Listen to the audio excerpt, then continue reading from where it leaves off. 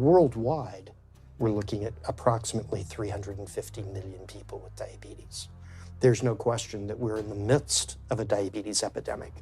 Right now, 1 in 3 Medicare dollars is spent in the care of people with diabetes. 1 in 10 total healthcare dollars is spent on people with diabetes. There's no question that this is a major problem. What in particular is the correlation with the diet and diabetes? I'm not going to get into that. Into diet? No.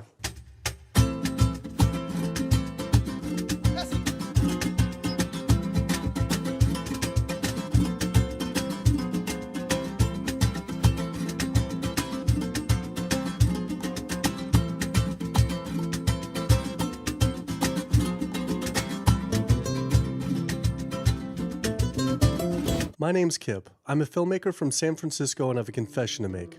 I'm a recovering hypochondriac. Like so many of us, I have a family history of diabetes, heart disease, and cancer. My dad had his first heart bypass at 49, his second at age 50. My grandpa died young from diabetes complications, and both my other grandpa and grandma died of cancer. I was always paranoid that I would also get one of these diseases. Like any good hypochondriac, WebMD Symptoms Checker was essentially my browser's homepage. Even in my teens, I took Metamucil every day and a daily aspirin. I read all the latest self-diagnosis books, I ate every multivitamin I could get my hands on, and I was obsessed with bodily functions. I followed all the large health organizations' recommendations for preventing disease. I exercise regularly, don't smoke, don't drink soda, get enough sleep, reduce stress, and grew up eating what I thought was a healthy diet. Until... World Health Organization this morning has classified processed meat such as bacon and sausage as carcinogenic, directly involved in causing cancer in humans. Processed meat is clearly linked to an increase in cancer. Hot dogs or bacon could be just as dangerous as smoking cigarettes. The World Health Organization had looked at over 800 studies from 10 different countries, finding a direct link to consuming processed meat and cancer. Just one serving of deli meats daily increases your risks of colorectal cancer by 18%. I had no idea that what we ate affected cancer rates, but I never felt like I had eaten a lot of processed meats until I realized that processed meat includes hot dogs, bacon, sausage, salami, ham, pepperoni, cold cuts, and deli slices, basically everything I grew up eating. The World Health Organization classifies processed meat as a Group 1 carcinogen, the same group as cigarettes, asbestos, and plutonium, and classifies red meat as a Group 2 carcinogen. Was this like I had essentially been smoking my entire childhood? If processed meats are labeled the same as cigarettes, how is it even legal for kids to be eating this way? I thought this was new information, but many of these studies have been around for 50 years. I couldn't believe I'd been eating processed meats virtually my entire life and was just now finding out how dangerous they are. Why hadn't I been hearing about it from the American Cancer Society, the largest cancer group in the nation? When I went on their website, I was shocked to see that none of this information was featured on their homepage. But even more shocking, on their Eat Healthy page, they actually encouraged eating Group 1 carcinogenic foods like processed turkey and canned meats. This is after the World Health Organization reviewed over 800 studies definitively linking processed meat to cancer. Thank you for calling your American Cancer Society. My name is Sam. I'm a cancer information specialist. How may I help you today? Hi, I was calling because I was wondering why you all recommend people to eat processed meat on your website, which the World Health Organization has classified as a Group 1 carcinogen, which is in the same class as tobacco smoking, asbestos, and plutonium. This would be like a lung association having a how to roll your own cigarette section on their website. It's kind of the same thing. But let me just place you on a brief hold because He wasn't able to answer my questions and said someone would get back with me. I had always been concerned about cancer because both my grandma and grandpa died of cancer. I wondered if things would have been different had they known the link between diet and this terrible disease. In the US, 1 out of every 4 deaths is from cancer. Oh, sweet. American Cancer Society rep confirmed an interview this week. So we just went in for the interview with the American Cancer Society rep, and the security guard said there's no interview scheduled. So I went into my phone, and it turns out last night, after I told her that the interview is going to be about the correlation between diet and cancer, she said she could no longer do the interview. After repeated emails asking why she was declining my interview to simply talk about diet and cancer, she stopped responding altogether. Why would an American Cancer Society rep not want to talk about this? I was, however, able to connect with a growing movement of doctors who are willing to talk about the link between the standard American diet and disease. And it goes beyond just cancer. I took my old trusty van, Super Blue, once again out on the road. 2/3 of adults are now overweight or obese, and we have an epidemic cascade of debilitating disease that's overcoming the country. There's no way we can sustain the current style of care with the epidemic that we're creating with our diet and lifestyle choices. The diabetes, the arthritis, the heart disease, the dementia, the obesity, the cancers are affecting about 70% of deaths. All the data is that those 70% of deaths and morbidity are largely lifestyle related and preventable. Most kids by age 10 in the U.S. already have fatty streaks in their arteries, the first stage of atherosclerosis leading to heart attacks, strokes. Here in American medicine, we operate from the disease model. We are in the business of treating sick people. We are not in the business of trying to prevent people from becoming sick. When you look at chronic disease risk, all the things that we walk around worrying about, actually dietary choices trump smoking when it comes to those risks. If I could deliver one message to the researchers who are looking for the cause of diabetes and the cause of clogged arteries and the cause of high blood pressure and the cause of obesity, I would tell them the answer's in 3 words. It's the food. It's what Americans are eating. Today, with 2/3 of Americans being overweight, clearly there's a food issue. In the next 25 years, 1 out of every 3 Americans will have diabetes. My name's Michael Abdallah. I'm from Atlanta, Georgia, and unfortunately I was diagnosed about 10 years ago with diabetes, and 8 years ago I had 2 stents put in. I don't know where to go, I don't know what to do. You're just like out of options and you don't know what to do. You're taking medicine, you listen to this doctor, and the cardiologist says take this, and the endocrinologist says take that, then your general practitioner doctor says you don't know what's going on here. And it's a real challenging thing, and it's something that you don't want to get it. You just don't want to get it. Government and media almost exclusively blame lack of exercise and sugary foods as a cause of diabetes. But I wanted to talk with an actual expert on the role of diet and diabetes. I went to speak with premier physician, diabetes expert, and researcher, Dr. Neil Barnard. What role does sugar play in causing diabetes? It drives me crazy. Diabetes is not and never was caused by eating a high carbohydrate diet, and it's not caused by eating sugar. The cause of diabetes is a diet that builds up the amount of fat into the blood. I'm talking about a typical meat-based, animal-based diet. You can look into the muscle cells of the human body and you find that they're building up tiny particles of fat that's causing insulin resistance. What that means is the sugar that is naturally from the foods that you're eating can't get into the cells where it belongs. It builds up in the blood, and that's diabetes. I had never heard that meat was associated with causing diabetes. We had always been told that sugar or obesity caused it. Renowned weight loss bariatric surgeon Dr. Garth Davis, though, agreed. Everyone thinks that you get diabetic because of carbs. They did a huge study in that EPIC study, 500,000 people. Carbs consumption was inversely related with diabetes. In other words, the more carbs someone ate, the less diabetes they had.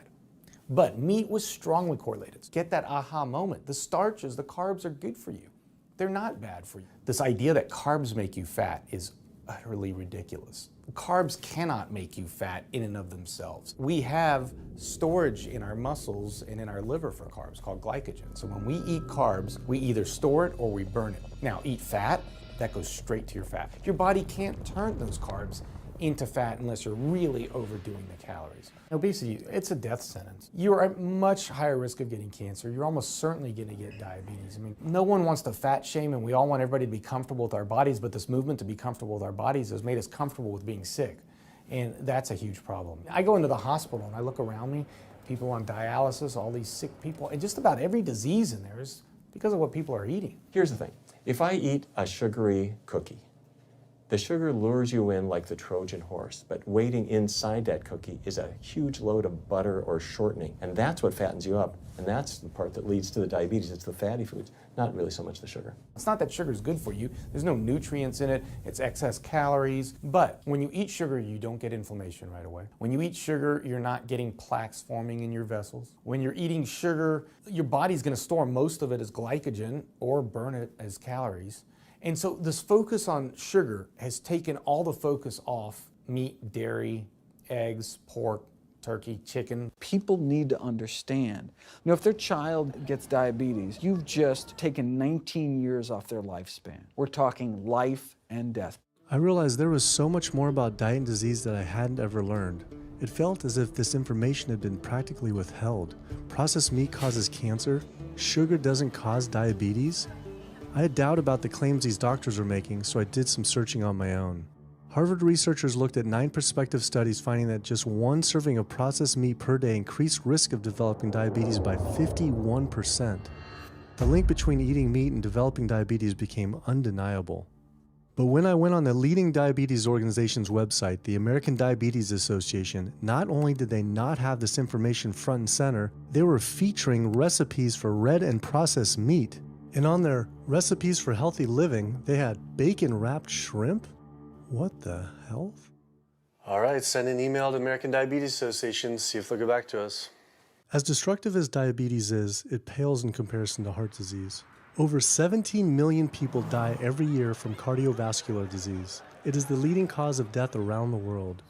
Nearly 1 out of every 3 people will die from this disease.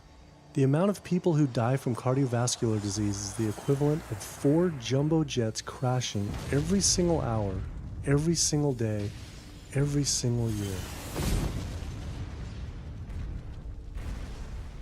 My name is Amy Vresnick, and I'm from Swampscott, Massachusetts, a little bit north of Boston. And I recently went to my doctor for asthma because I had a very hard time breathing. And while there, she did some blood work, and one of the tests was C-reactive protein, and on a scale there was a scale of 1 to 3, 1 being low for cardiac event, 3 being high for cardiac event, and my number was 10.82. What does that mean? That means I am on the road for a heart attack, and she said probably within the next 30 days. 30 days? 30 days, if I'm going the way I was going. I take this for my heart arrhythmia, take this for pain, oxycodone for pain, and lorazepam for stress, cyclobenzaprine for a muscle relaxer, also take Topamax and Prozac, and I also use a CPAP machine to help me breathe, and my asthma has been so bad this past year, I use it during the day as well to get some air. I am tired when I wake up. I'm tired during the day. I take a nap. I'm still tired. I can't breathe. And I know I need to make a change for my health, or else I'm not going to be here for my family. When we speak of heart disease, I would say the role of alcohol is pretty small. The role of sugar is very small too. Smoking is big, but the good news is that most people have quit or never did smoke. The problem with animal-based diet, its contribution to heart disease is huge and it is pervasive. All this expensive imaging, procedures, bypasses, medication, none of which has one solitary single thing to do with the causation of the illness. So you die of a completely benign foodborne illness that never had its causation treated. When we eat these kind of dead meat bacteria toxins, within minutes, you get this burst of inflammation within your system such that you basically paralyze your arteries. You get this stiffening of the arteries, their inability to relax normally in half. So it's not like decades down the road eating unhealthy, there'll be some damage. No, we're talking damage right then and there within minutes of it going into our mouth. Many people are given the diagnosis of Alzheimer's disease when it's not true Alzheimer's at all. The vast majority of people suffer dementia due to their tiny blood vessels in their brain clogging up up and their nerve cells being shortchanged of oxygenated blood. And guess where that blood vessel dementia comes from? Those little tiny arteries are clogging up from that steady stream of fat, cholesterol, etc. It's really quite clear from the standpoint of cancer and the standpoint of cardiovascular disease that animal protein plays an enormous role. Is chicken better? It's a question of whether you want to be shot or hung. The flesh food that I would eliminate from the American diet would be poultry, would be turkey and chicken. A brilliant advertising campaign has convinced people that, oh, it's white meat, it's healthier. The leading source of sodium in the American diet for adult is chicken. It can be labeled all natural chicken, but be injected with this salt water, I think up to 800 milligrams of sodium. Heterocyclic amines are clear-cut carcinogens, and they can form in any kind of meat as it's heated, as it's cooked. But by far the biggest source is chicken. We sent researchers into fast food and family restaurants. Not only were there carcinogens in every single restaurant, but we found them in every single chicken sample that we took. If somebody brings their family in and they're buying a bucket of chicken, nobody tells them that there are carcinogens. If you're selling carcinogens to people, you've got to warn them that they're in there. But the American Cancer Society encourages people to switch from red and processed meat to chicken. Why would the American Cancer Society tell people to switch from eating one carcinogenic food to another when a Harvard University study showed that men with prostate cancer who eat large amounts of chicken increase their risk of the disease progressing 4 times? The #1 dietary source in America of cholesterol is chicken because of the volume of chicken. You know, chicken's become grilled chicken and organic chicken. It's machismo, but it has nearly as much cholesterol per gram as red beef. So just on sheer volume, it's the #1 source. Yeah, eggs being close behind. I'd never really thought about eggs much. I just thought of them as a standard part of a healthy diet. But then I found a study suggesting that eating just 1 egg a day can be as bad as smoking 5 cigarettes per day for life expectancy. The yolk of a hen's egg is the most concentrated glom of saturated fat and cholesterol. It is made to run a baby chicken for 21 days with no outside energy. It is pure fat and cholesterol. And when we put that into our bloodstream, it coats our red blood cells. Our blood gets thicker and more viscous. It changes our hormone levels. It raises our cholesterol levels. There's nothing healthy about eating the yolk of the egg. But I thought cholesterol and saturated fat wasn't an issue anymore. You know, these saturated fat studies that have come out trying to vindicate saturated fat, this is a campaign by the dairy industry, right? #1 source of saturated fat is dairy. It's not meat. 2008, the global dairy industry got together at a meeting and explicitly, read their agenda, was to neutralize the negative impact of milk fat by regulators and medical professionals, unquote. So what did? They funded studies. The main study that started the whole saturated fat media craze was funded by the National Dairy Council. The egg industry similarly funds studies that confuse consumers by making claims that eggs don't negatively affect heart function. That is, only when compared to eating a McDonald's sausage McMuffin? So what they're really saying is that eating eggs is just as bad as eating a McMuffin. When you eat foods like beef or steak or a processed meat, a hot dog, you're not just getting saturated fat. You're also getting other additional toxins that are in that food. There's heme iron, carcinogens, processing chemicals. This is all a lot more complicated than just looking at saturated fat. You know, the strategy is not on making their products any safer. The strategy is to just try to confuse the public, to introduce doubt. You know, there's a famous tobacco industry memo. It's called "Doubt is Our Product." That's all they had to do. They didn't have to convince Americans that smoking was healthy, right? They just had to introduce doubt. Then they would win. If there's just enough controversy, people kind of throw up their hands, I don't know what to eat. Confusion is their game. I really don't think people thought what they ate led to heart disease. They think, oh, it's genetic, my parents had it. And I don't think people really think that what they ate led to diabetes. I think, oh, my parents had it, I was gonna get it. And certainly cancer, they don't think that way. People have bad lifestyles that they've inherited environmentally. They've been exposed to a certain way of eating and living that they've carried on into their adulthood, passed on to their children. That is why they go on to develop the same diseases that their parents and grandparents may have had before them. But it is not inevitable. Even if you have a genetic predisposition, doesn't mean it's going to necessarily manifest. And what determines whether it manifests or not may be those epigenetic variables, the things that you can control, the environmental factors, the dietary factors, the lifestyle factors. So we can actually change the expression of genes, tumor-suppressing genes, tumor-activating genes, by what we eat, what we put into our body. So, you know, even if you've been dealt a bad genetic deck, you can still reshuffle it with diet. I had always thought that I would develop heart disease at a young age because both my dad and grandpa had heart attacks. I was taught that they were genetic, but their heart attacks probably had less to do with genes and more to do with their diets high in meat. That's why when I went on the American Heart Association's Heart Healthy Recipes page, I could not believe they had an entire section on beef recipes. This was just like the American Cancer Society encouraging eating Group 1 carcinogens on their site. Meatloaf, pork loin, steak on your recipe list? Are you kidding me? It's like this menu is trying to give people heart attacks. At your website, and we noticed Heart Healthy Recipes, and we were kind of bewildered by why there's a bunch of recipes on, a whole section on beef recipes, and there's also a section on egg recipes when there's such a strong link between beef, red meat, and heart disease. I honestly don't know because I don't do that, I guess. That's not what I do.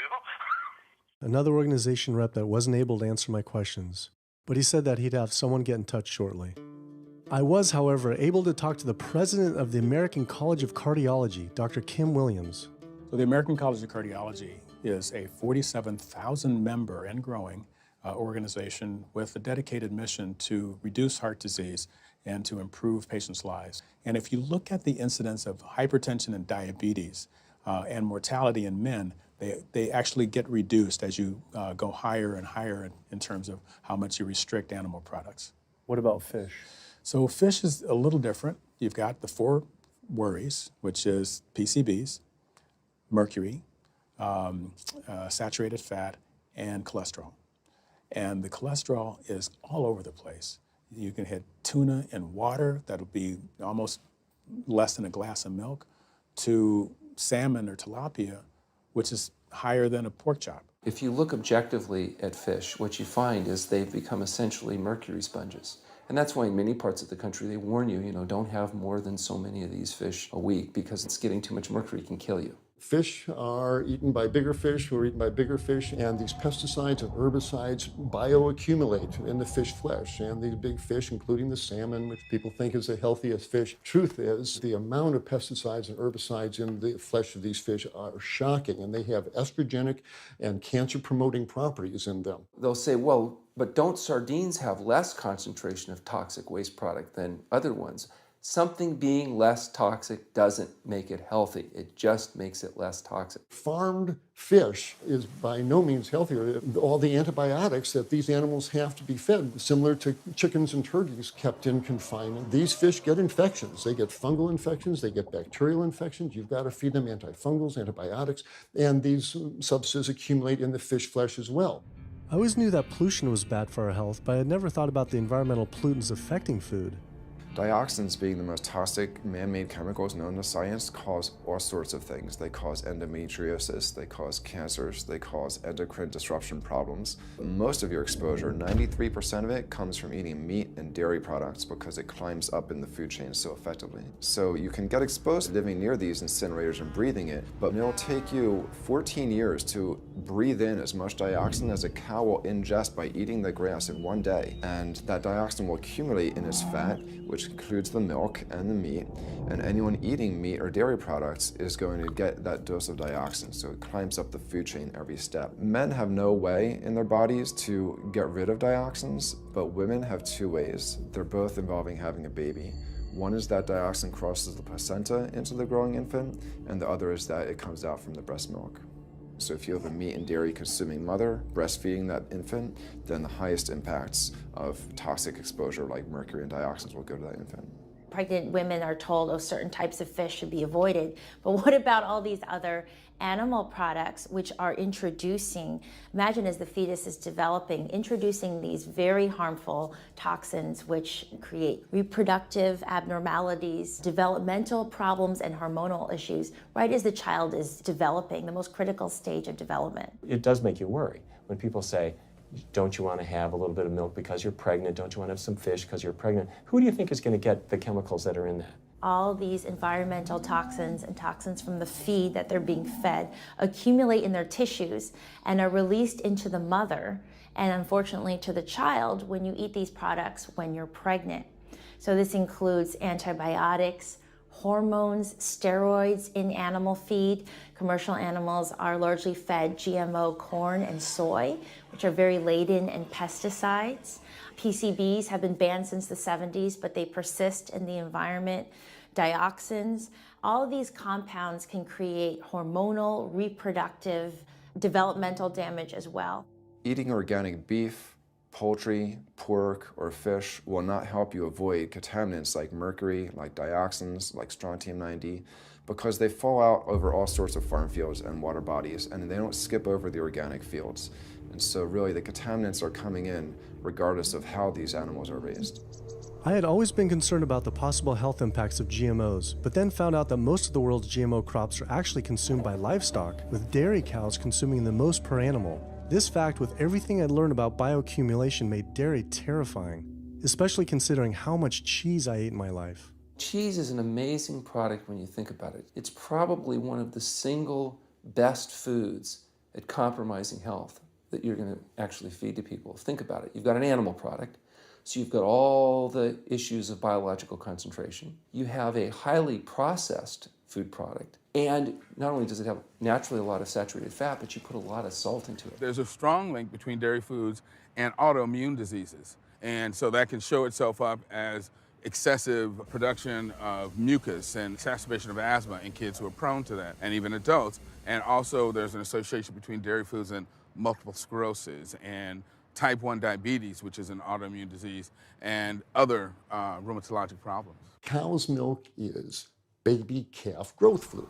That's what the stuff is. There's absolutely no child or human on earth who actually needs the milk of a cow any more than they need the milk of a giraffe or a mouse. Most people in the world are lactose intolerant. I mean, that's the normal state of affairs. Why would your body create this enzyme to digest lactose after weaning, after infancy? It doesn't make any sense. 73% of African Americans are lactose intolerant, 95% of Asians, roughly 70% of Native Americans, and about 53% of Hispanic Americans are lactose intolerant. Our government is encouraging Americans of color to eat foods that it knows is going to make them ill. Ultimately, what that boils down to is the government is telling me as an African American to eat food that's going to make me ill for no health benefit so that it will benefit dairy farmers.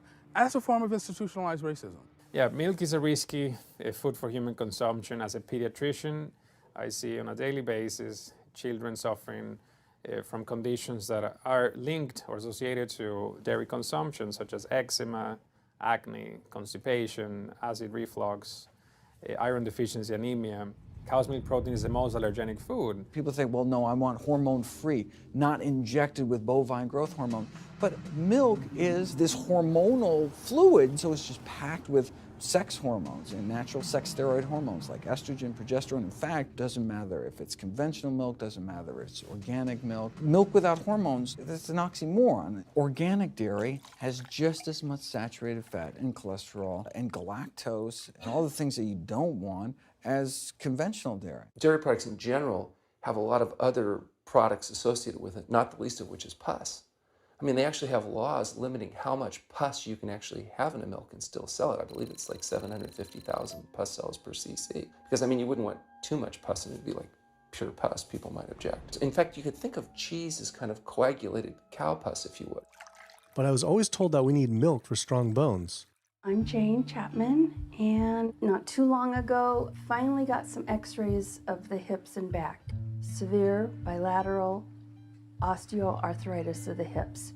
And actually, I'm scheduled for 2 hip replacements. That's bone on bone. It's the grinding of the joints. My stability is scary. I hold on to the walls if I'm at home. I've been told to use a walker. I'm only 61. This is not how you're supposed to live when you're this old. I have a really hard time believing that that's all that's left. Researchers have studied bone development in kids and whether they get stress fractures and that kind of thing. And the kids who drink the most milk have 0 protection. Milk does not build strong bones. Harvard researchers have looked at a large group of older women. Over an 18-year period, the milk drinkers had 0 protection from fractures. So this old notion that somehow milk is going to build strong bones or protect your bones later in life, it's a myth.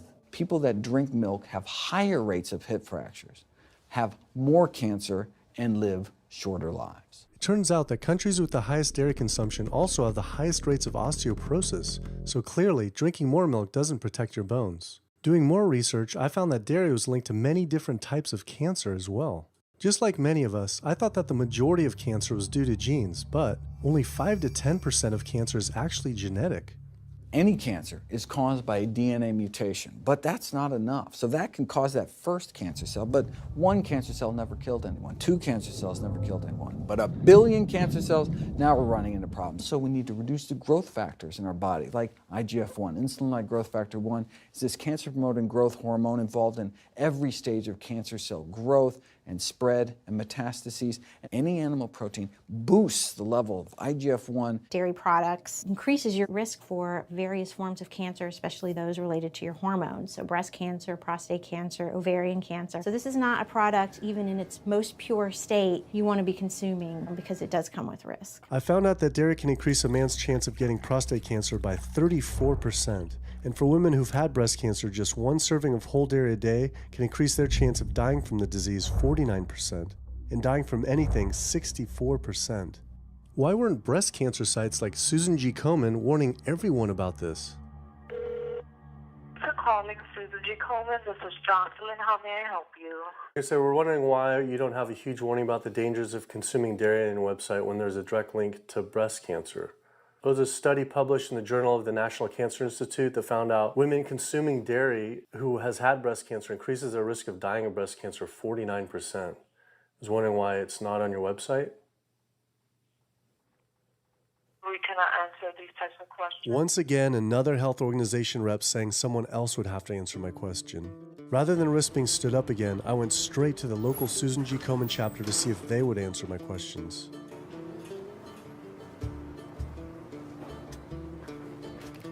They didn't want to answer my questions in person either, and told us to stop filming, but promised they would connect me to the national office directly. Susan G. Komen's Pink Ribbon campaign had done a lot to raise awareness for breast cancer, although it was confusing to see pink ribbons on dairy yogurt containers.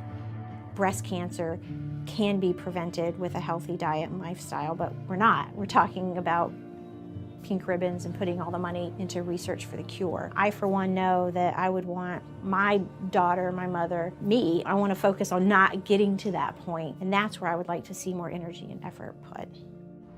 I had been a hardcore cheeseaholic virtually my entire life, despite the risks, but like so many others, I seem to have been addicted to it.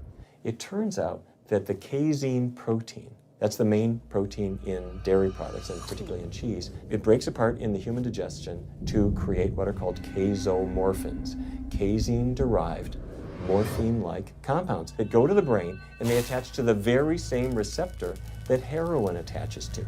Don't get me wrong, they're not as strong as that, but they are strong enough to make you come back again and again and again, despite the fact that you're gaining weight, you're more unhealthy than you've ever been, but that cheese just calls out to people. Casomorphin may play a role in SIDS, in sudden infant death syndrome, may play a role in autism. This is one of the reasons why we don't want infants drinking milk from cows. Human breast milk has 2.7 grams of casein per liter, compared to 26 grams per liter for cow's milk. That's practically 10 times more. No wonder it's so addictive. This talk about addiction made me think about all the drugs animals are fed. I went to the headquarters of the Center for Food and Safety, the nation's leading FDA government watchdog group, to see how concerned we need to be about drugs in our food. So that we know of, there are at least 450 different drugs that are administered to animals, either alone or in combination. These drugs are given to animals for a variety of reasons, very, very few of which are actually beneficial to consumer health. We've got drug companies that work real hard to make sure they can sell lots of drugs to people raising cows, pigs, and chickens. The pharmaceutical industry sells 80% of all the antibiotics that it makes in the United States to animal agriculture. Antibiotic residues are found in meat, other antimicrobials are found in meat, there has been ractopamine found in meat, there's been hormones found in meat. So right there you're talking about 4 different drugs that could be, in the same piece of meat. The pharmaceutical company is supposed to show the safety of animal drugs. They're not really testing to see what the impacts of these drugs are on humans. They're really looking to see what the impacts of these drugs are on animals. When we try to get information on some of the health studies and the environmental studies, from federal agencies, we get back page after page of blacked out information because the company claimed confidential business information. Consumers have no idea what is in the products that they consume. So how sick something makes me and how bad it pollutes the environment is a secret for a company. In the animal agriculture industry, as in the tobacco industry, these companies really have a vested interest in making sure that the public doesn't have information about their effects and what risks are really posed to consuming them. Have this system where animals are living in their own waste. They're living next to animals that are sick or even dead, and they're stuck in cages with these animals. The bacteria tends to spread, so that the pathogens that are being created in these filthy conditions are breeding resistance to antibiotics, and the public are becoming exposed to those. We already have people dying from salmonella and other things that you eat. We're having about 3,000 people die every year in the United States. That's more than the number of people that were killed in 9/11 in the Twin Towers in New York. If we had some terrorist organization killing 3,000 people a year, we would be all over it. The antibiotic-resistant bacteria deaths that we have, on top of that, you get 20,000 people dying a year. That's 7 9/11s every year. Can you imagine if that many people were being killed by some terrorist group in the United States every year? We would find them. You know, the World Health Organization has said we're nearing a post-antibiotic era in medicine. You'll be at risk in minor surgeries to have a fatal infection. You'll be at risk going to the dentist if you have a tooth extracted. Or it'll be like Civil War medicine. You get an infection in your leg and you cut your leg off. So you have this very dangerous situation. By crowding these animals in, they become a perfect engine for generating a new flu virus that can come out into the community. If you lived near a swine spray field, not even the CAFO, but the waste disposal field, you were 3 times more likely to have a MRSA infection. You can't see how it impacts the average person's life in Duplin County, North Carolina, and not be a little upset about it. From an environmental standpoint, from a community standpoint, from all other aspects, North Carolina, we're in a state of emergency. We've already had bouts of swine flu, or H1N1 as they prefer to refer to it. That particular swine flu incident was originated on a farm here in North Carolina. There's approximately the same number of hogs in North Carolina as there are people. Between 8 to 10 times the amount of feces is produced by a hog, an adult hog, as compared to an adult human. 10 million pigs in North Carolina produce the waste equal to 100 million humans. This is the equivalent of the entire U.S. Eastern Seaboard flushing their toilets into North Carolina, but there is no waste treatment. The pigs' waste falls through slats in the floors of the sheds they are forced to live in. It is then pumped into giant waste pits, which leach into rivers and streams, and is pumped out unfiltered onto fields, further polluting the environment and neighboring health. When you go back and you look at where these hog facilities are located, there's a disproportionate number of them that are located near communities of color, low-income communities. It is definitely a human rights issue. My sister, she have asthma, and you know, her brother, he have asthma. He's 3, and we don't know what she might have. I have asthma, I have sinus, I have sarcoidosis, that's the bacteria, and I have a pacemaker, which is sick sinus syndrome. But you know, mostly everybody in this neighborhood got asthma or either cancer. My neighbor there died from cancer probably just last year. My nephew down the street, he's got cancer. He's in terminal cancer, stage 4. Not a smoker, not a drinker. And it's not in his lungs. It's in his lymph nodes. But see, if you live here and saw the way they do, you wouldn't eat no pork. Well, I don't eat bacon because I know where it comes from. When they die, they go into a box and they decompose because they swell especially from heat. A truck come and pick them up, take them to the processing plant in Rose Hill, round them up into feed, and feed it back to the hogs. If I come out this door, if he's spraying there, it's gonna come in my face. It hit you right in the face. It smells like something that you have never smelled before. It smells worse than a dead body. It's the family graveyard. I have my grandmother out there, my sisters, my brothers. When we go to the funeral, he used to spray. During the funeral? During the funeral, yes. During the funeral. Yeah, he spray. And when the people come, everybody be closing their nose up, saying how it stink. They can want to have a cookout on Sunday, he'll spray. Do you think he does it on purpose? I think so, because he just sprays Sunday. He always sprays Sunday. And in most of these area, hog houses and turkey house is in the black area or the Hispanic area. It's either or. Do you think it's also a civil rights issue? Yes, yes, I do. Yes, I do.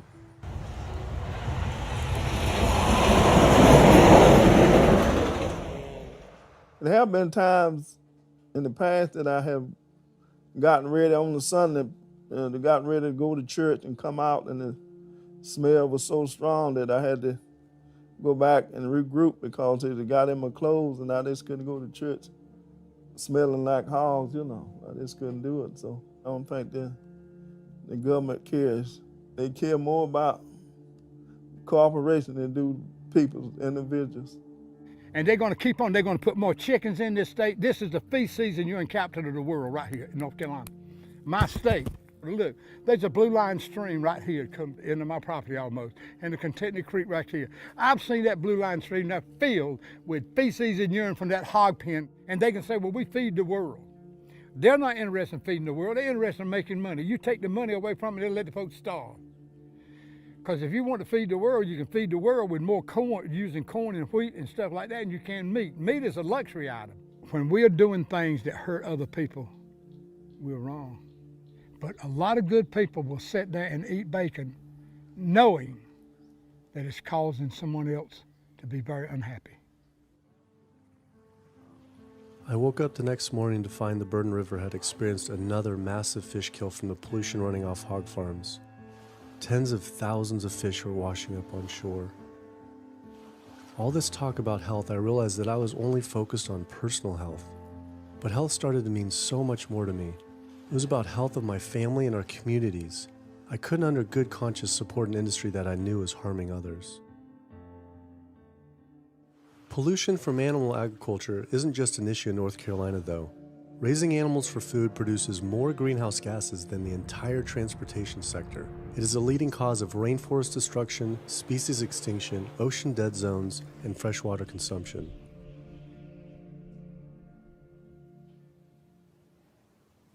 American Diabetes Association actually finally got back and they agreed to an interview. Preparing for the American Diabetes Association interview, I took a look at their diabetes diet and meal plan recommendations, and they were loaded with foods associated with causing diabetes. How could they expect people not to get diabetes if this was the food they were recommending? And then I saw multiple peer-reviewed studies published on the National Institute of Health website showing that a low-fat, plant-based diet was more than twice as powerful at controlling and even reversing diabetes than the ADA recommended diet that included meat and dairy. Well, the mission of the American Diabetes Association is to identify a prevention and a cure for diabetes, but in the meantime, to improve the lives of all people who are affected by diabetes. And what's the best way to prevent this? For type 2 diabetes, it's unclear. We can't prevent type 2 diabetes in everybody. When we're doing the research, we came across a lot of studies that said that you actually could potentially cure or reverse diabetes with a purely plant-based diet. I don't believe there's sufficient evidence to demonstrate that. How does it compare to the ADA diet that you recommend? We don't recommend a specific diet. We recommend healthy eating. The one that's on the website. We recommend healthy eating. Do you have a whole list of exact day-to-day, the meal plan, the whole meal plan? All they are selections of foods to consider. We do not have a diabetes diet. But with that selections, that you consider that plan compared to a plant-based plan? No one's done that study. We found actually some studies, that a 74-week study found that low-fat vegan diet versus the ADA plan in type 2. I think we're done here. I'm not gonna get into an argument about. Oh no, I was just wondering the studies of if this is true or if it shows that. Any diet works. Any diet works if people follow it. But if it's a diet that's not the proper diet, like if anyone follows a diet that they eat I can't tell you what a proper diet is.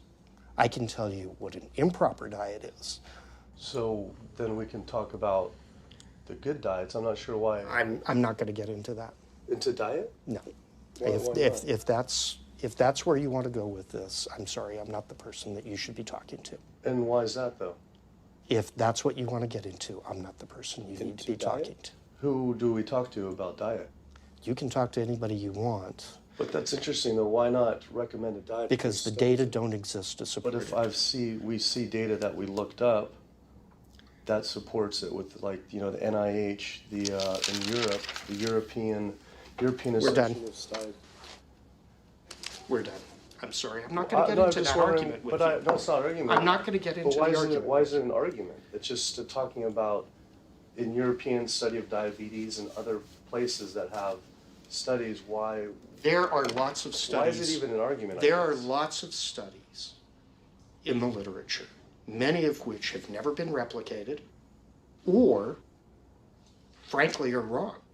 That's why we do peer review, okay? The European Association of Study of Diabetes has been peer reviewed? Or I don't know what study you're referring to, and in the absence of being able to see that study, I'm not going to comment. I could show it to you. I'm sorry, I don't have the time for that. I just don't understand why it's an argument, though. Okay.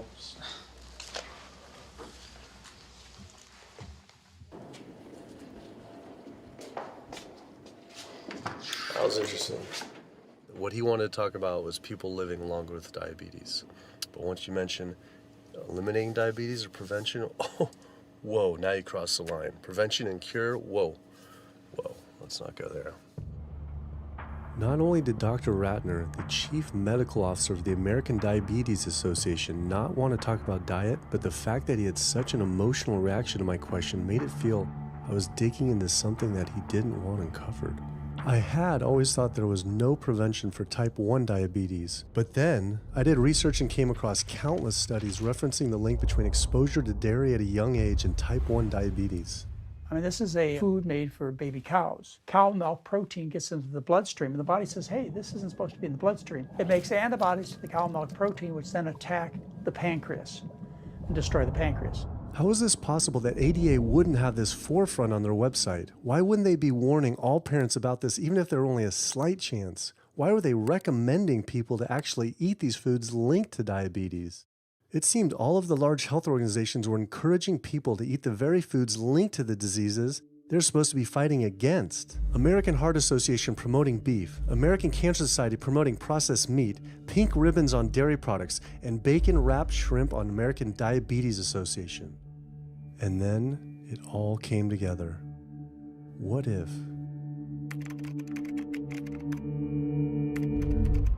And there it was. The American Diabetes Association was taking money from Dannon, one of the world's largest dairy yogurt producers, Kraft Foods, makers of Velveeta processed cheese, Oscar Mayer processed meats, Lunchables processed kids meals, and Bumblebee Foods, makers of processed canned meats.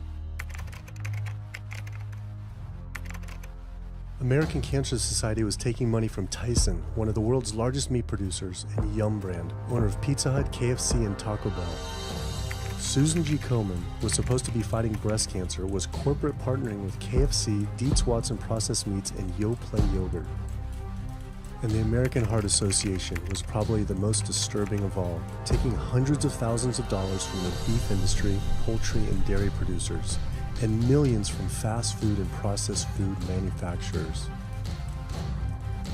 Every single one of these organizations was taking money from meat and dairy companies that are associated with the causes of these diseases. This would be like the American Lung Association taking money from the tobacco industry. I was sick of not getting answers, so I went to the headquarters of these organizations myself. We have to speak to someone in person. There's millions of people dying from the foods that they're recommending people to eat. I wanted to find out why Susan G. Komen had accepted $35 million from Yoplait when their products can increase a woman's chance of dying from breast cancer 49%. And ask American Cancer Society if taking money from KFC and Tyson was the reason they promote eating meat. but every one of these organizations declined to be interviewed.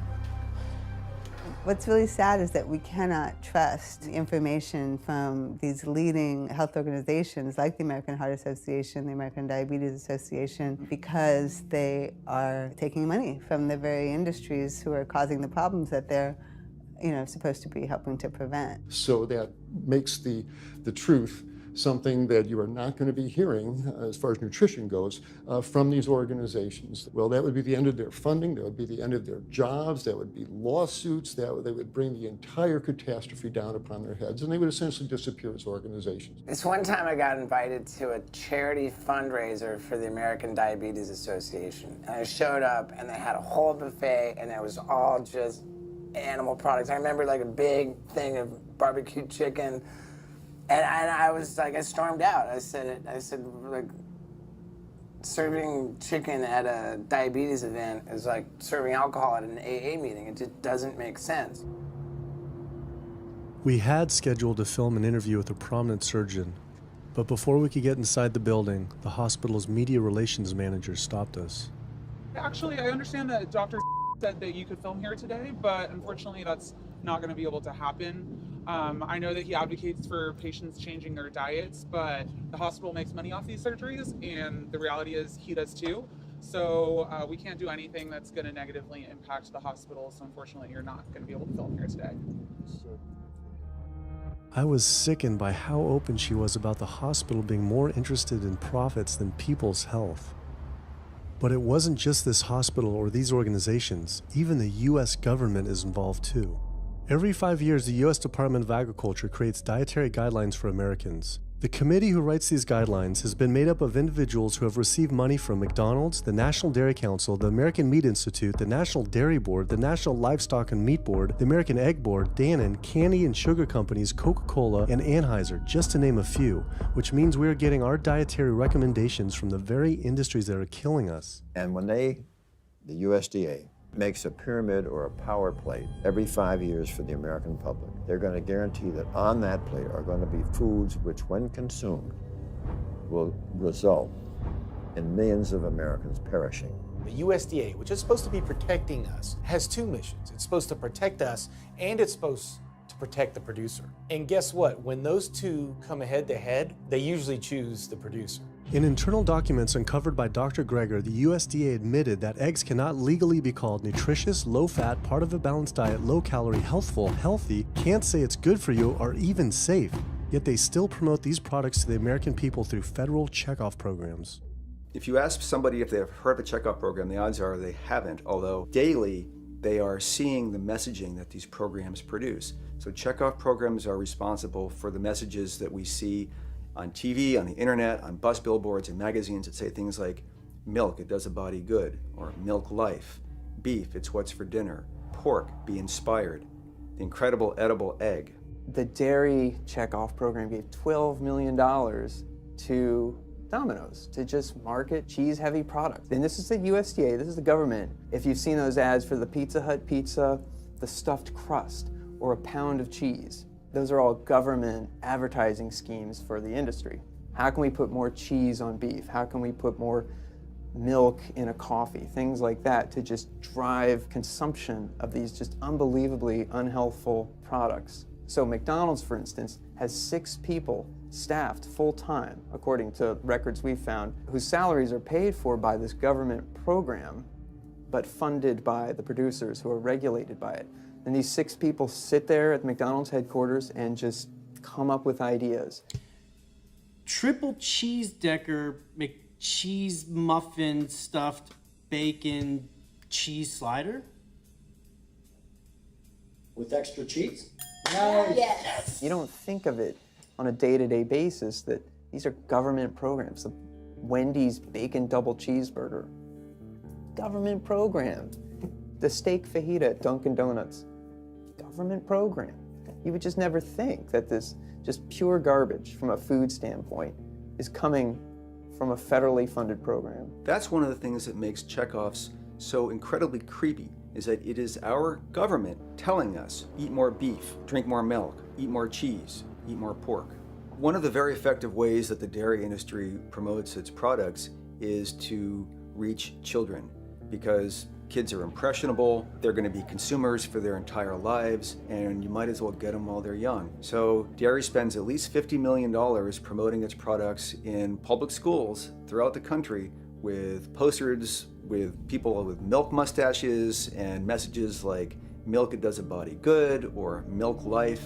Targeting young people, right? The tobacco industry had to keep replacing their customers who are dying with new customers. The meat industry knows they have to target young people. That's why we have these foods in schools and marketing messages at a younger and younger age for kids to get hooked on all the wrong kinds of foods. So there's all kinds of parallels. School districts where processed meats are all over the place. Maybe it's going to be bacon on the menu, sausage, hot dogs, or pepperoni pizza. Any of those things are processed meats, and those are pretty much the worst of the worst with a direct link to colon cancer. And yet you have every day in the schools meal items with processed meats. If the Surgeon General puts warning labels on tobacco because of their cancer risk, why aren't the same warning labels on meat?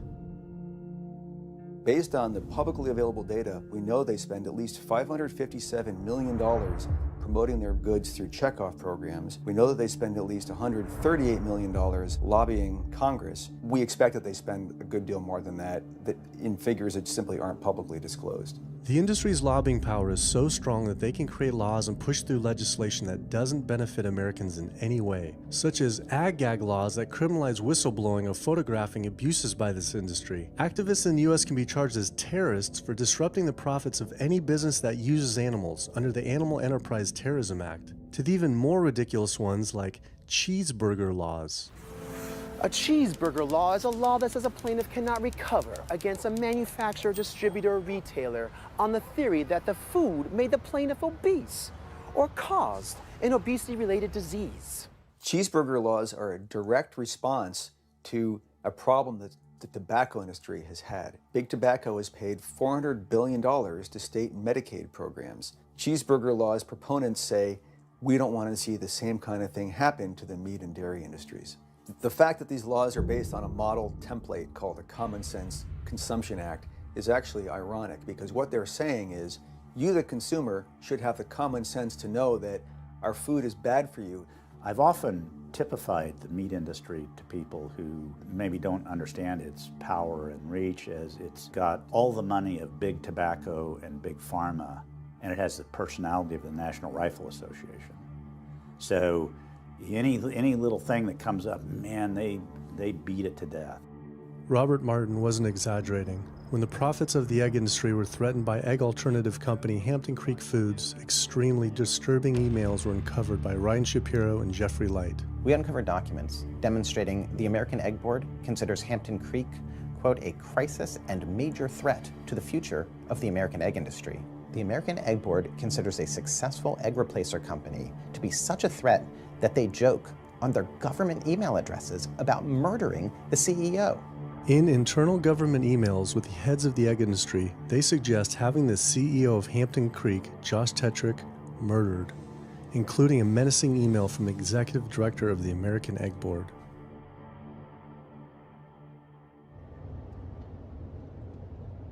The meat producers don't have to pay for the heart disease or the environmental destruction or any of the other externalities, as economists call them, that their products cause. You know, then there's the whole pharmaceutical aspect of it, and the fact that there's a very strong pharmaceutical industry and lobby that has a huge stake in preserving the status quo. And these chronic diseases, these are the cash cows of the pharmaceutical industry. You have a $5 billion stent industry. Do they ever want to see that go away? We've got a $35 billion statin drug industry. Do they ever want to see that go away? I'm talking about the pharmaceutical industry effectively controls what doctors are told. Most research isn't put into prevention, it's put into the medication that we might use for that particular disease. I'm on 2 different high blood pressure medicines, 6 asthma type medicines, even after 4 years of shots. And then another medicine to help take care of side effects from some of those medicines. I'm on high-level antidepressants, a couple of different pain meds for my back and hips. I'm taking about 16 drugs, not counting the insulin in the morning. I take insulin in the morning, insulin at night, 32 to 34 units of insulin. Lantus to be exact. Some of these meds are for diabetes. This is for peeing. I have to use this for my prostate, and then I have to use this for the heart, and I have to use this for blood pressure. And it's just on and on and on and on. The doctors are telling me this is what I've got to do for my whole life, and it's frustrating, and it's very stressful, and I don't know how long my liver is going to last taking all this stuff. Under conventional medical treatment, whether it be for autoimmune disease or even conditions like high blood pressure or diabetes, you're told that you have to take drugs, and not just for a week or a month or a year. You're told you have to take drugs forever. You're guaranteed that if you follow your doctor's advice, you'll be sick forever. You'll never get well. That's the guarantee, because the strategies are all about manipulating the symptoms, not dealing with the underlying cause. You come in with that diagnosis, you get a bunch of pills that have nothing to do with the disease causation, or you get these procedures that have nothing to do with disease causation. It's a deception to say this pill will help you unclog your arteries, this one will save you from a stroke. No, it doesn't. The people who take the statins, etc., they still get their heart attacks, they still get their strokes. This does not reverse disease. This does not make plaques smaller. This is a fraud of massive proportions. In the US, treating chronic disease such as heart disease, cancer, and diabetes is a $1.5 trillion industry. That's the GDP equivalent of the 10th richest country in the world. I went back and dug deeper into the health organization's funding, and there it was again. These organizations were accepting millions of dollars from pharmaceutical companies that are making billions of dollars from the very same diseases these health groups are supposedly trying to end. It seemed like a major conflict of interest, unless ending these diseases isn't really the goal. The pharmaceutical industry spends more money on lobbying than any other single industry. Just like animal agriculture, they are so powerful they write their own laws that have had activists in prison to silence them. Government's in bed with anyone that gives them the most money, which is the pharmaceutical industry, which is the animal ag industries. Like, they are pumping the government full of money and resources, and in return the government's giving them what they want: subsidies, imprisoning activists that go against them. And I think it's quite telling that these industries are working so hard and spending so much money to criminalize people for simply taking a picture, for simply recording what's going on inside of these facilities and making it known to the public. They're behind walls, they're underground, they're in these secret facilities that no one knows about. But if they did, they would be shocked and outraged. And I think people would not want to think that their pharmaceuticals, that their food are coming from these places. And that's why I think the ag laws are what they are, is because they are trying to silence people into not speaking out and not showing the truth. I finally realized how deep the collusion truly is between government and these industries, and how dangerous it could be to expose them. These concerns intensified after meeting the USDA whistleblower who revealed mad cow disease in the US meat supply. USDA operates like the military. So when I got on TV and that, right away USDA sent out memos to all the veterinarians and food inspectors. If anybody from the media ever contacts you, do not talk to them. Refer them to Washington, D.C., and we will talk to them. So right away, shut up everybody. American public should be very concerned about this, what's going on with USDA. Here in the United States, we have at least 4 cases of mad cow disease, but I'm almost positive there's more cases than that, but the government isn't looking for it. So what you're saying is that there could be already mad cow disease in humans. Right, and I think a lot of it was misdiagnosed. With the Alzheimer's or dementia, it takes several years, you see the progression, but to make it easier, these doctors just sign off on it as dementia or Alzheimer's without actually taking a biopsy of the brain to see if it's that, or is it actually a prion disease like Creutzfeldt-Jakob disease or mad cow disease. Do you think it's safe to eat meat? I personally don't think it's safe to eat it because of the fact how the line speeds are increasing, and also our inspectors are not well trained enough. At the present time, the line speed now is going about 220 cows an hour. That gives you about somewhere around 4 cows per minute, so that's 15 seconds per cow. These dangerous slaughter speeds means that animal waste ends up everywhere. Testing shows 88% of pork chops are contaminated with fecal bacteria, 90% of ground beef, and 95% of chicken breast sample contain animal waste bacteria. There is nothing clean about eating this way. But it just isn't waste, it's also pus-filled infections. You can see there's a bump or some kind of abscess underneath the hide. Most of the time when the hide's pulled off, Either that will open up the abscess and the pus will come out, or if it's deep-seated, when the inspectors are doing their work or the company employees, they might stick their knife into an abscess and it explodes all over the place. I had heard enough. I was utterly disgusted by the corruption, the greed, the disease, and the abuse I was learning about. The very animals we were killing us and the planet. But so many people eat meat and dairy every day of their lives, and we are so concerned about getting enough protein. Do we have to eat meat to get complete protein? Oh my God. You want me to jump off this building, don't you? No. Well, first of all protein is made by plants. I'll state that again for the record. All protein is initially made by plants, all of it. And it is not necessary to eat animal tissue in order to get protein. Only plants have the ability to actually take nitrogen from the air, break those molecules apart, and incorporate that nitrogen into amino acids and then make protein. Any protein you get from an animal is simply recycled plant protein.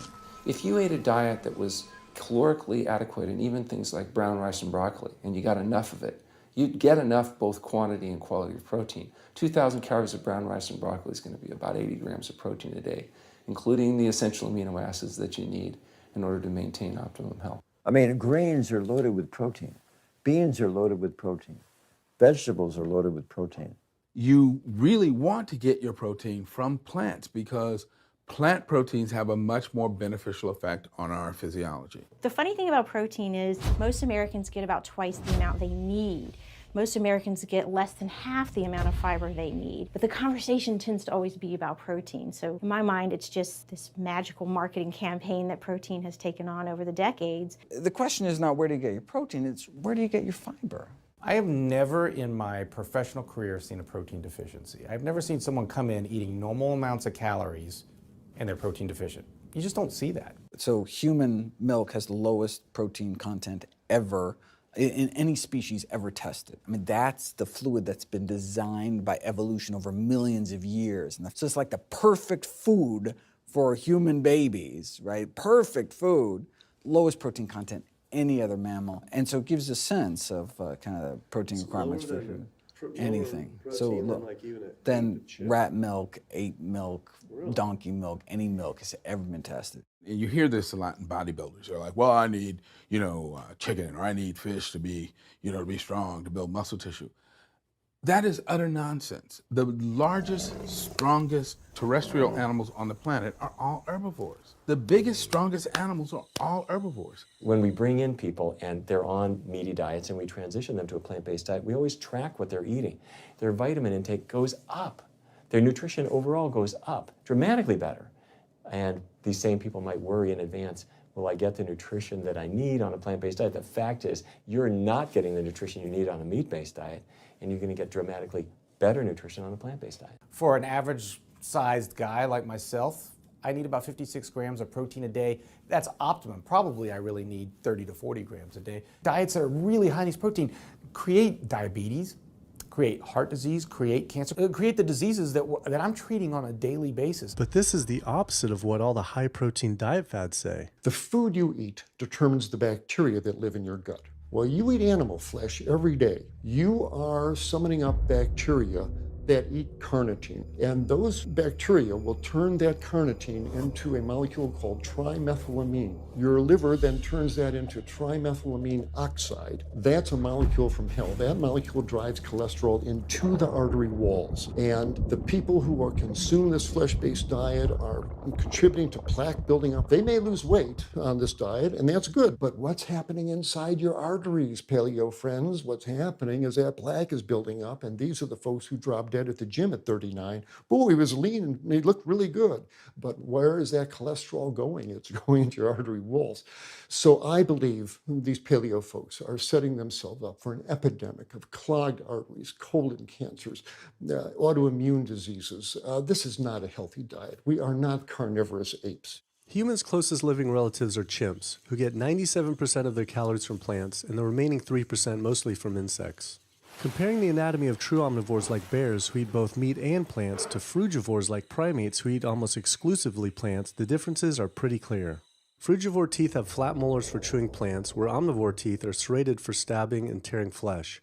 Frugivore jaws can move forward and back and side to side. Omnivore jaws cannot. Omnivores have much stronger stomach acid for digesting meat compared to less acidic stomach acid of frugivores. The intestines of frugivores is 9 times their body length compared to 3 times for omnivores. This is because meat will putrefy in the gut unless it is moved through quickly. If humans were indeed true omnivores, we would need to change our physiology and appearance quite a lot. But we fit every requirement of a frugivore. We may behave like omnivores, but anatomically, we're frugivores. Human beings, unlike bears and raccoons, and to some extent dogs, don't have that mixed anatomy and physiology that you see in the true omnivores, and thus we are not true omnivores. In humans, the canines have become really small and rounded and actually function like accessory incisors. They're utterly useless for ripping and tearing anything other than an envelope.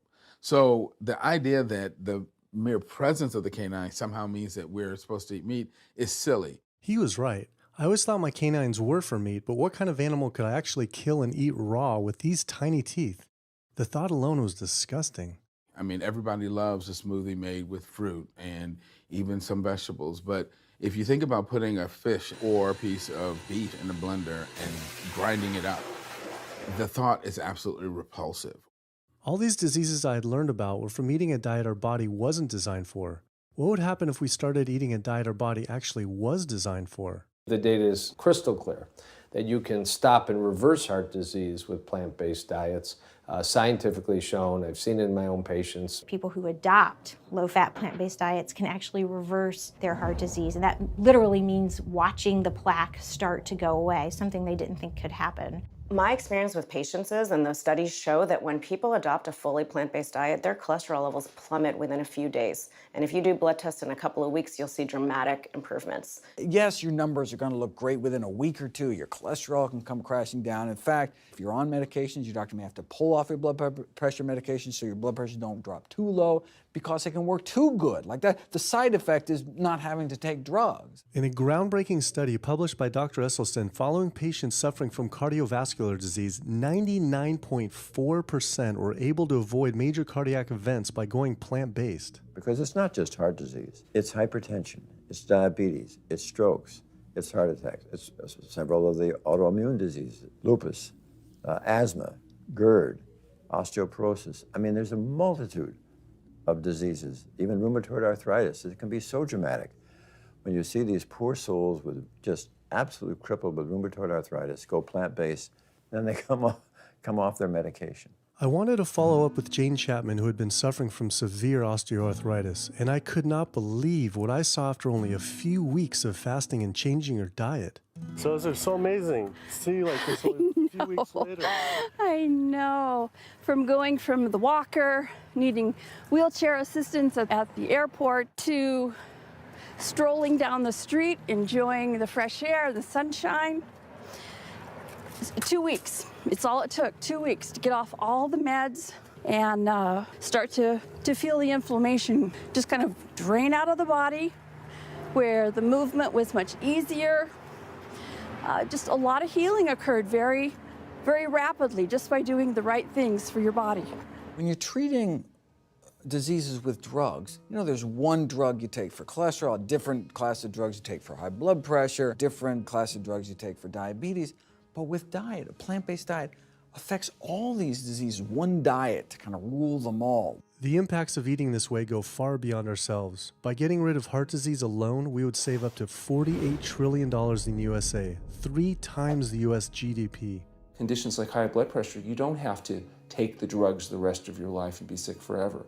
What you can do is live in such a way that it gives the body a chance to heal itself. We took 174 consecutive patients with high blood pressure, and 174 people were able to lower their blood pressure enough to eliminate the need for medication. For inflammatory bowel disease like Crohn's, the best remission rates ever achieved through a plant-based diet. MS, multiple sclerosis, the best results ever achieved compared to any medical, surgical, any kind of intervention was a plant-based diet. You can see that with every sequential reduction in animal products, people live longer, they have less heart disease, they have less cancer, they have less diabetes. You can actually take human cancer cells, put them in a petri dish, and you can drip the blood of those eating vegan, get about 72% suppression in human prostate cancer cell growth in vitro. They wanted to try this again with women and breast cancer. So they said, let's see what a plant-based diet can do. After just 2 weeks, their bodies cleaned up. You drop their blood on the same carpet of cancer cells. You can clear off the whole plate. This is after just 2 weeks eating healthy, which raises the question, what kind of blood do we want in our bodies? My background is in industrial and systems engineering, and that was my career path for a long time until I got thyroid cancer, and everything changed from there. I decided that I wanted to try alternative methods and treatments rather than have surgery and have my thyroid removed, which meant I'd be on medication forever, and I didn't want that. I just started reading how a plant-based diet can heal the body, and it has worked for so many people.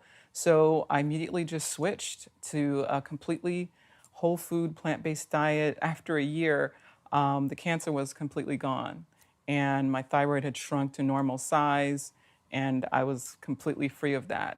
This was tough to believe. Couldn't this all just be from eating healthier though, like no sugar? Turns out Dr. Walter Kempner from Duke University back in the 1940s was reversing some of our worst killer diseases with diet alone. And the diet he was using was not only strictly plant-based, but it was made up of white rice, fruit, and table sugar. And he was reversing diabetes, he was reversing malignant hypertension, reversing heart disease, the diabetic complications, reversing diabetic blindness. So these people basically had death sentences, went to him, and were given basically sugar, this horrible diet, but it was strictly plant-based. If this information had been around since the 1940s, why don't all doctors know this? We're not taught about the power of food in medical school. No one is taught that the changes that we make with our diet are probably the single most powerful thing we can do to determine our destiny. It trumps our genetics. Why isn't your doctor telling this?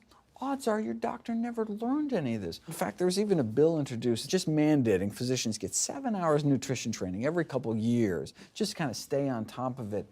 And who came out against that? The California Medical Association. Even the family physicians, the surgeons, all the mainstream medical groups came out opposed.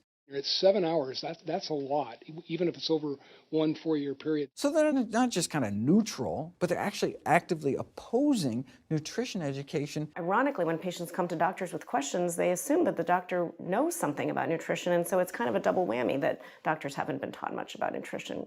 Why don't we hear about this from dietitians when nutrition is their entire specialty? Turns out the American Nutrition and Dietetics Association puts out nutrition fact sheets written by the industries themselves.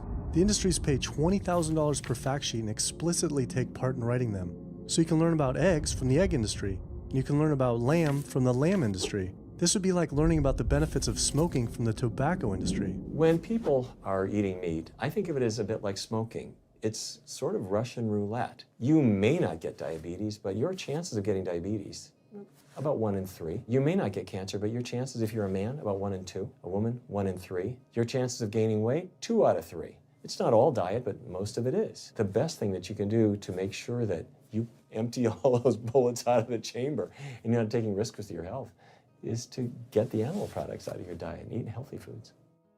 I came to True North to help me with my asthma and to lose a little weight, and it's amazing. Just in 2 weeks of changing my diet, don't have to take any asthma medication, no antidepressants, no pain medication, no heart medication, nothing, no medications at all. And it's just incredible. I was taking Oxy and Advil, and I was taking 800 milligrams of Motrin 3 times a day just to get through the day because I was in so much pain. And now, nothing. Wow. Nothing at all. 2 weeks. 2 weeks, So 14 days. All that medication, you're completely off. Completely off everything. It's just been so frustrating to me because I went to so many different doctors for help, and I tried so many different medications to help me with my asthma, and nothing helped, and I was stuck on the couch for the last 10 months, unable to breathe. And now in 2 weeks' time, 14 days, I'm off my medication, and I can breathe, and I feel good, and I can walk. My life has changed, and it only took 2 weeks of a whole plant-based diet. That's incredible. Yeah. That is incredible. It really is. That's amazing. It really is. I feel so blessed and so good and just so happy to be doing this, and I'm hoping that I can be a role model for other people and not be pushy about it, because everyone's going to do it in their own time. But thank God my time is now. So. Thanks. Thanks. As powerful as Amy's story was, I knew for some, eating 100% plant-based would still seem extreme. I think there's this sense that everything's okay in moderation, right? But we haven't seen that moderation works. There really isn't a study that shows that by eating meat and eggs in moderation, you can actually turn your heart disease around and get better. But I know people who've given up meat and they felt sick. Yeah, it's unlikely that anybody's symptoms are caused by a dead, decaying flesh deficiency. The lack of highly processed animal food products in the diet is not going to be associated with the causal factor about why they're sick. There is going to be a reason why they're not feeling well, but that's not going to be one of them. So I've had people go vegan and they come back to me and they're like, I'm hypothyroid and my doctor says I'm hypothyroid because plant-based diet makes you hypothyroid. I'm like, so what does your doctor tell all his meat eaters that are hypothyroid? Well, what's an animal flesh or dairy that you can't get in plant-based? Cholesterol, heterocyclic amines, E. coli. You know, if you think about it, there is nothing in an animal-based diet that you can't get in healthier form somewhere else. The only other vitamin is vitamin B12. It's not made by plants, not made by animals either, made by little microbes that blanket the earth. So because the way we live in our sanitized world, unless you're eating bacteria-contaminated foods, we need to get a source of B12 from somewhere. And so the healthiest, cheapest, safest source is to get a vitamin B12 fortified food or vitamin B12 supplement, not to get it from meat and dairy. What about people who say they have to eat meat for their blood type or their genes? I mean, it's like I need meat because I'm a Capricorn, or I need meat because I have an A+ blood. I mean, it's like, what do you say? No one has to eat meat. I mean, there's no vitamin, mineral, nutrient that you can't get from non-animal sources. Valentine's Day, I decided to go vegan and give up all meat, which was never in my thoughts in a million years, but I've heard so much success from people that are vegan. And so I gave up all animal products whatsoever. I've lost 29 pounds. I've been able to cut my meds in half. I've been able to cut my insulin in half. And now I'm going for the moon. I'm going to cut it all out. In the last 6 weeks, we've just had 3 grandchildren. And my ugly face is going to be around to see them graduate from high school and college. I'm going to be here. My mission is to let everybody know you do not have to suffer from diabetes and cancer and heart disease because someone in your family had it or because the doctors are telling you this is what's going to happen. You can take charge of your health and have a positive outcome just like I did. The reason I'm so committed to this is, my grandmother had diabetes and I didn't know what I know now about healing the body. And if I did, I feel like she could have lived at least a few years longer. And so it's in her honor that I do what I do. Because I could save someone else's grandmother, aunt, uncle, father from that, So I'm excited about getting the message out there. There's a common belief that eating plant-based is expensive. Not at all. It can be done in a very inexpensive way where you buy foods that are in season and you shop in the bulk bins, and that saves a lot of money. You can eliminate a lot of your expenses on your grocery bill by not buying meat and dairy because those things are expensive. Our meal plan for a family of 4 is $25 per person in the family. 2064 is your total. 2064, whoa. That's for an entire week of food. Really? An exploding movement of elite athletes are utilizing vegan diets to heal injuries, speed recovery times, and enhance their performance. Before I was vegan, I was only bench pressing 315 like 5 times. Then after going vegan, I was doing 400, 425, 465. And I was like, oh my God, this is amazing. I'm vegan and I'm bench pressing 465 pounds. This is ridiculous. And as soon as I went vegan, tendonitis started disappearing. My strength in my right arm started coming back. High blood pressure was going down. You can't be strong and be dying on the inside. That's not strong. That's weak. That's really weak because yeah, you look big and strong on the outside. Yeah, big man. No, but your heart's crying for help on the inside. You're dying. I'm a professional parkour athlete, a two-time world freerunning champion, and more recently I got into Ninja Warrior, where I'm captain of Team Europe as we won USA versus the world. For something like Ninja Warrior and parkour specifically, you really need to have a good strength to body weight ratio. So I was carrying mass that I really didn't need. And when I went vegan, I lost 15, 20 pounds. I was more agile, I was more efficient, more stamina in my body. Just that extra bit of pop that I didn't have before, it just gave me that extra strength. So this is a very vibrant way to live. It can enhance you as an athlete. For me, 100% better athlete than I was before. It unlocked a whole new chapter of my training. The science is there, the health is there, the athletes are there proving that you don't need to eat dead animals to be strong, to be healthy. I started working out when I was 47 years old. All the muscles you see, I gained as vegan. I gained 15 pounds of muscles on my body, eating all plant-based vegan foods. All the aches and pains in my body, it just went away. Because I'm not ingesting so many inflaming foods, the acidic foods that animal products are. Gorillas, rhinos, and elephants, they all get their muscles and strength from eating plants. That's what I do. I travel all around the world for my surfing, and I've always been able to eat vegan. I feel like if you want something, you can make it happen. I just don't make any excuses. I would never not be vegan now that I know all the benefits and now that I know how it feels to be vegan. Every aspect of my life has been improved by adopting this lifestyle. I feel better, I perform better athletically, I sleep better, my energy with my kids is better, my focus at work is better, everything is better. My skin cleared up, kept myself trim for 9 years now doing this. All I can tell you is that I felt and I continue to feel better than I ever felt before. My friend Jason Lester and I were the first people to do this challenge called Epic 5, which entailed doing 5 Ironmans on 5 Hawaiian islands in under a week. An Ironman is a 2.4-mile swim followed by a 112-mile bike and then running a marathon, 26.2 miles after that. So we did 5 of those in a row on 5 different islands in a little under a week. Yeah. You almost die? Yeah. Where'd Did you you die? So I guess the famous question, where did you get your protein in there? From plants. Like so many people, I was looking for excuses not to change my diet. But once I finally did, I felt liberated. Within days, I could feel the blood running through my veins with a new vitality. Within weeks, I felt a transformation throughout my entire body and mind. Not only could I survive on a purely plant-based vegan diet, I could thrive. I felt amazing. I competed in my first marathon in 6 years, training half the amount and beat my personal record by 23 minutes. Less than a month later, I did my first full Ironman. Although I could possibly get away with eating a little bit of meat and dairy without ill effects to my personal health, I could no longer willingly support an industry I knew was causing so much suffering to communities, families, and all life on the planet. A whole new world opened up.